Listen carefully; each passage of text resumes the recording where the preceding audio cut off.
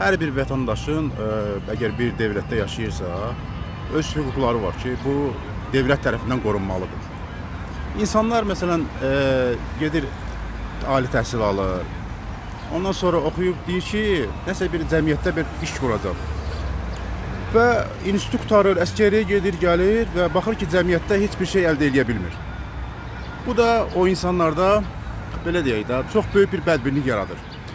Xüsusən cavanlarımızda.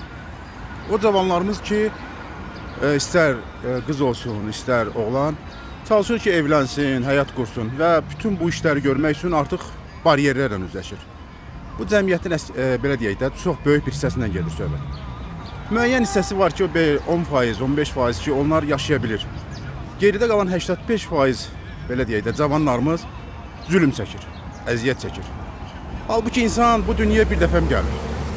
Məncə, devlətimiz bu barədə biraz fikirləşməlidir ki, insanlarımız nəyə görə məhvə gedir, cavanlarımız nəyə görə ailələri dağılır. Bütün bu maddi problemlər haqqında, belə deyək də, zəngin insanlarımız çox düşünməlidir ki, gələcəkdə cəmiyyətimiz məhvə getməsin.